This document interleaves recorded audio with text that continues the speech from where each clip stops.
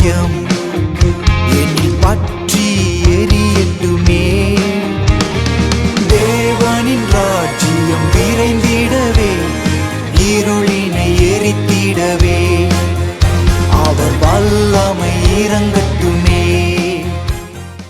Eat and taste daily என்ற அனுதின தியான வேளைக்கு கர்த்தருடைய நாமத்திலே பட்சமாய் உங்களை வாழ்த்தி வரவேற்கிறேன். கர்த்தருடைய கிருபையும் சமாதானமும் உங்களிலே பெருகுவதாக.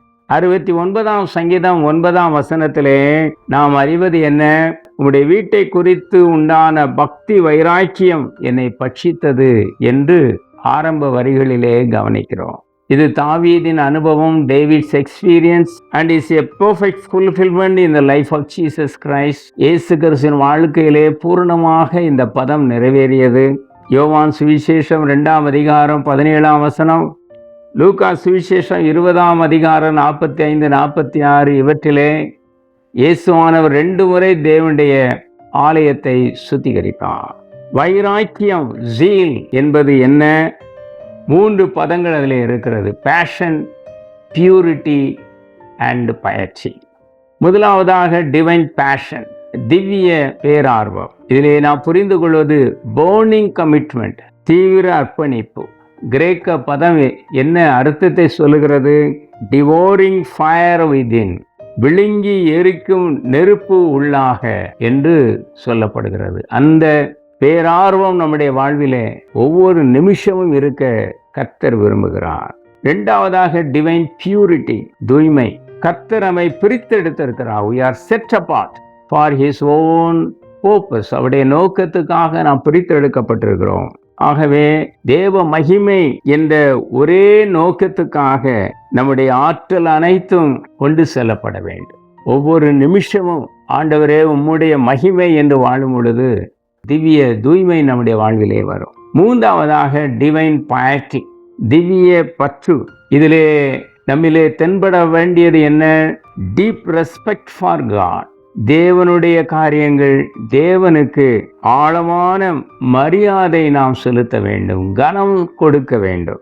And we expect duty of respect in all manners. எல்லாவற்றிலும் மரியாதைக்குரிய கடமைகளை நாம் நிறைவேற்ற வேண்டும். C.H. Spurgeon என்பவர் 1834ஆம் ஆண்டிலிருந்து 1892ஆம் ஆண்டு வரை வாழ்ந்தவர்.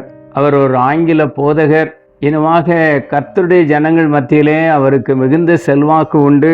அவரை பிரின்ஸ் ஆஃப் ப்ரீச்சர்ஸ், பிரசங்கிமாரின் இளவரசர் என்று சொல்லுவார்கள். அவர் என்ன சொல்கிறார்?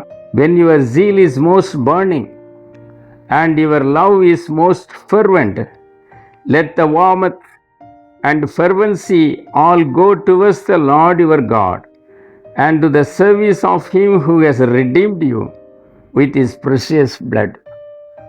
உங்கள் வைராக்கியம் வெகுவாய் பற்றி எரியும் பொழுது, உங்கள் அன்பு வெகுவாய் தீவிரமாக எழும்பும் பொழுது, அரவணைப்பும் தீவிர பற்றும் தேவனாகிய கர்த்தர் மீதும் நம்மை விலையேற பெற்ற இரத்தத்தினால் மீட்ட கிறிஸ்து இயேசுவின் சேவையிலும் செல்வதாக என்று அவர் சொல்கிறார். அன்புக்குரியவர்களே, அந்த பக்தி வைராக்கியம் தாவீதை எப்படி பட்சித்ததோ, இயேசு கிறிஸ்துவை எப்படி பட்சித்ததோ, நமக்கும் அந்த வைராக்கியம் எப்பொழுதும் இருக்கட்டும். தேவன் மேலும், தேவ பணிகள் மேலும், தேவ பரிசுத்த தேவாலயத்தின் மேலும் நம்முடைய பக்தி வைராக்கியம் எப்பொழுதும் இருக்கட்டும். ஆமென். எங்கள் பரம தகப்பனே, உம்முடைய பக்தி வைராக்கியம் எங்களையும் சுட்டெரிக்கட்டும். திவ்ய பேரார்வத்தை தாரும், திவ்ய பரிசுத்தத்தை, தூய்மையை தாரும், திவ்ய பற்றுறுதியை எங்களுக்கு தாரும்.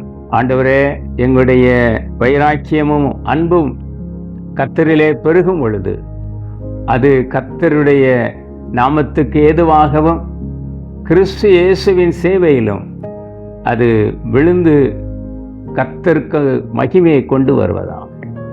கிறிஸ்து இயேசு நாமத்திலே பிதாவே. ஆமேன், ஆமேன்.